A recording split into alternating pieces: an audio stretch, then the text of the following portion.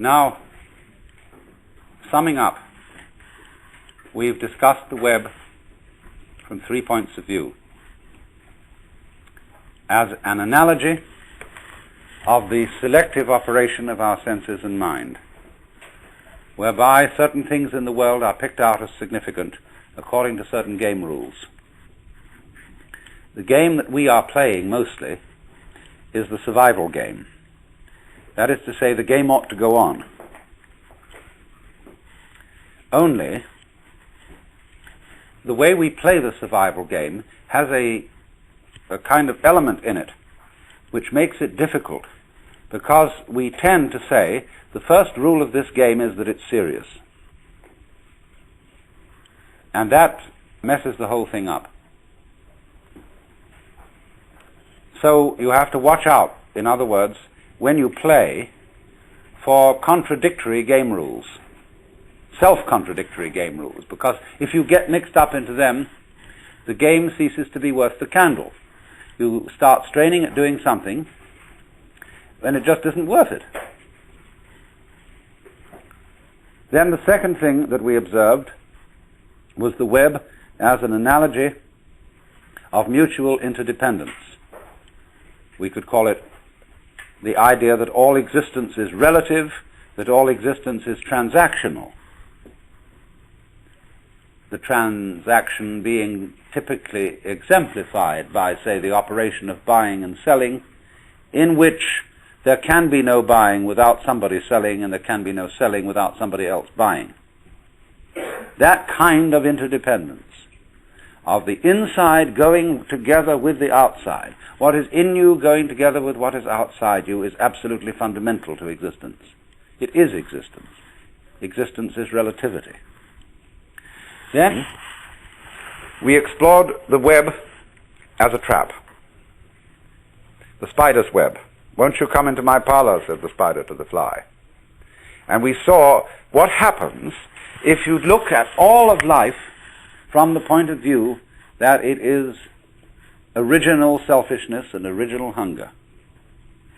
And we found that if you take that point of view to its ultimate extreme, it dissolves. And it isn't so bad after all. There's a famous comment that R.H. Blythe made on the passage in Macbeth, where Shakespeare says, "It is a tale told by an idiot, full of sound and fury, signifying nothing." And Blythe says, when it's put that way, it doesn't seem so bad after all. I remember that I had a Zen master friend who wrote a letter to a friend of mine, which was passed on to me, saying that the greatest writers, this friend of mine was aspiring to be a writer, and he was trying to write novels that would put across Buddhism to people. You know, sugar the pill. And my Zen master friend didn't approve of this at all. He said, "Don't write any story to people. Write it to the great sky." Because all the real masters of literature, especially novelists and storytellers, are great masters of nonsense. Think of Lewis Carroll. You can use Lewis Carroll, and he did use Alice in Wonderland, as a Zen textbook. Because 'twas brillig and the slithy toves did gyre and gimble in the wabe. And that's Zen. I had a discussion with a great master in Japan on the last visit there, and we were talking about the various people who are working to translate the Zen books into English. And he said, "That's a waste of time. If you really understand Zen," he said, "you can use any book. You could use the Bible. You could use Alice in Wonderland. You could use the dictionary. Because," he said, "the sound of the rain needs no translation."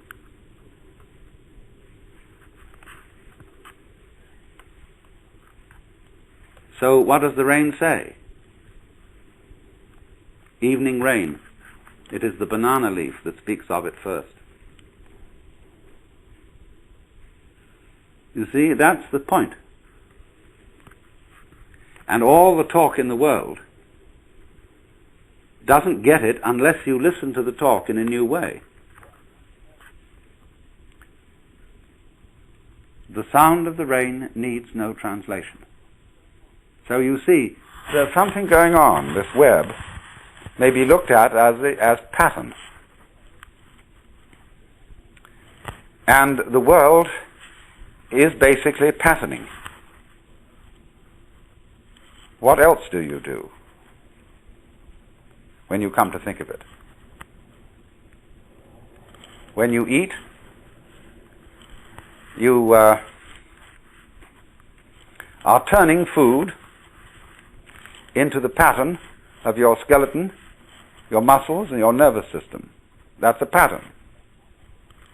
And you see basically, hooray for that pattern. That's great, it's terribly interesting. But then you want other patterns. You like to look through a microscope and see the patterns that exist in the small world. You like to look through a kaleidoscope or a teleidoscope and see the patterns. You like to have paintings around and see the patterns. You like to watch the water play. You want to watch the birds go and the clouds and all that. Fascinating patterns. And that really does, doesn't it, seem to be the point. I mean, what do you do when you're very rich and you want, let's take some rascal of ancient times who became very rich by all sorts of skullduggery and warfare and so on. He got himself a suit of armor, a beautiful sword. And he had the armorer make the most intricate patterns, arabesques of inlaid gold on the steel. Why? Because it's, as they say among the Pennsylvania Dutch, it's for nice. It's a great thing to have all that jazz.